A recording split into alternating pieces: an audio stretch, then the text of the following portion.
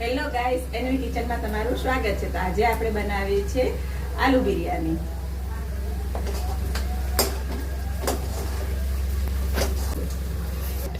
આલુ બિરયાની માટે જે આપણે સામગ્રી જોઈએ છે એ મેં અત્યારે સુધારી લીધી છે. જેમ કે ડુંગળી, ટમેટા, મરચા અને કાચા બટેટા છે, જે મેં એને ફૂડ કલરથી કોટિંગ કર્યા છે. તમે જો ફૂડ કલર ના ખાતા હોય તો એને સ્કીપ કરી શકો છો અને એની જગ્યાએ લાલ મરચું પાવડર અને મીઠું એ મિક્સ કરી અને એને ફ્રાય કરવાના છે. તો મેં અત્યારે થોડી એવી ડુંગળીને ફ્રાય કરી છે, જે આપણે બિરયાનીમાં છે ને ઉપરથી નાખવાની છે. ડુંગળીને આપણે બ્રાઉન થાય ત્યાં સુધી આપણે ડુંગળીને ફ્રાય કરવાની છે.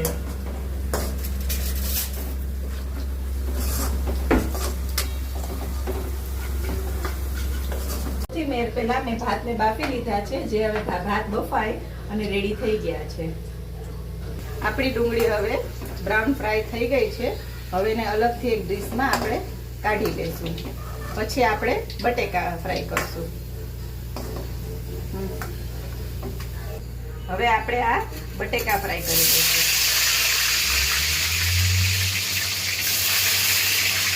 બટેકાને પણ આપણે છે ને બ્રાઉન ફ્રાય થવા દેવાના છે. ધીમા તાપે કરવાના છે, એટલે અંદરથી ચડી જાય અને ઉપરથી છે ને ક્રિસ્પી થઈ જાય.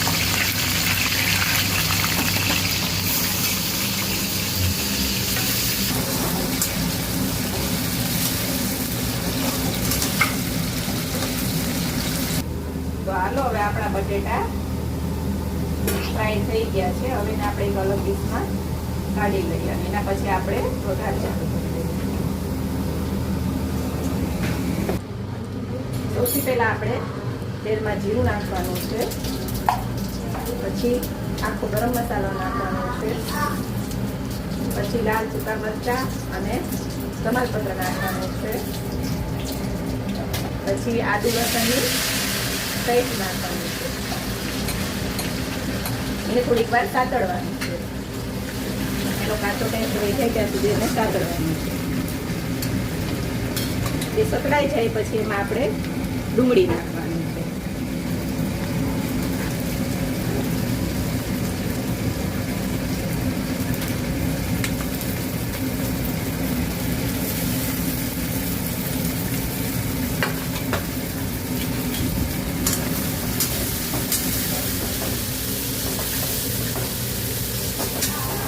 ડુંગળીને આપણે સાતળવાની છે.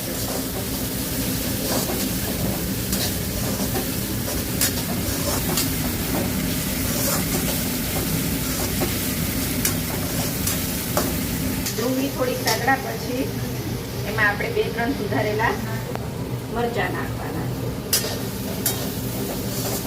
મરચાંને પણ થોડીક વાર આવી રીતે ડુંગળી સાથે સાતળવાનું છે.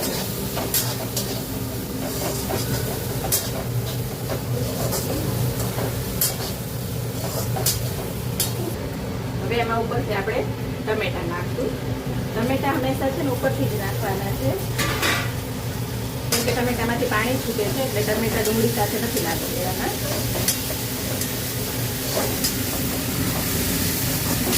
આ બધું સતળાઈ જાય પછી આપણે જે ફ્રાય કરેલા બટેટા છે એ હવે એમાં નાખી દેવાના છે અને બધું મિક્સ કરી નાખવાનું છે.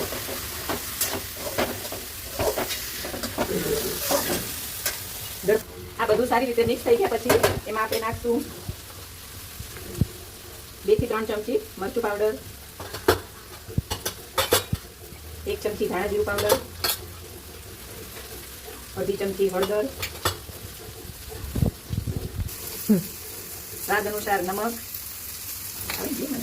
હવે આપણે બધા મસાલા નાખી દીધા પછી સારી રીતે મિક્સ કરી નાખવાનું છે. તમે બધા મસાલા તમારા સ્વાદ અનુસાર, તમે જેટલું તીખું ખાતા હોય એ પ્રમાણે તમે બધા મસાલા નાખી શકો છો.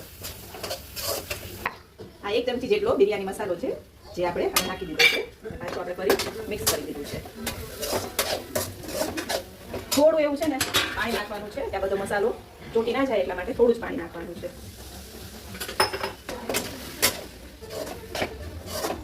આપણો મસાલો હવે બધો સારી રીતે મિક્સ થઈ ગયો છે. આને બસ હવે 2-3 મિનિટ રાખી અને પછી આપણે ગેસની ફ્લેમ બંધ કરી દઈશું અને પછી આપણે બિરયાની ચાલુ કરી દેવાની. આપણે આ ટાઈપનું એક મોટું તપેલું લઈ લીધું છે. પછી આમાં 1 ચમચી આપણે ઘી નાખ્યું છે. ઘી નાખી દીધા પછી આપણે એમાં થોડા રાઈસ નાખવાના છે. ઘી થોડું ગરમ થઈ જાય એટલે પછી આપણે આ 3 લેયર વાળી બિરયાની બનાવીએ છીએ. એટલે આમાં એક લેયર પહેલાં આપણે ભાતનું કરવાનું છે. પછી એમાં આપણે આજે બ્રાઉન કરેલી ડુંગળી છે એ આપણે નાખવાની છે ઉપરથી. પછી જે આપણે આલુનો મસાલો કર્યો છે એ નાખવાનો છે. આવી રીતે મસાલો પાથરી દેવાનો છે. મસાલો આપણે પાથરી દીધા પછી એમાં ફરી આપણી જે બ્રાઉન કરેલી ડુંગળી છે એ નાખવાની છે. પછી થોડું એવું એમાં ઘી નાખવાનું છે. થોડું મીઠું નાખવાનું છે. અને ફરી જે આપણો મસાલો છે એ મસાલો જેટલો પણ મસાલો છે બધું આમાં પાથરી દેવાનો છે.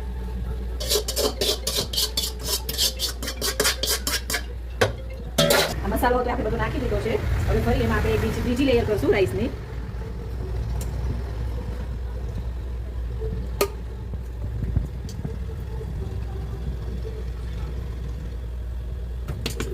પછી એમાં જે આપણે ડુંગળી બ્રાઉન કરેલી છે એ નાખી દેવાની છે.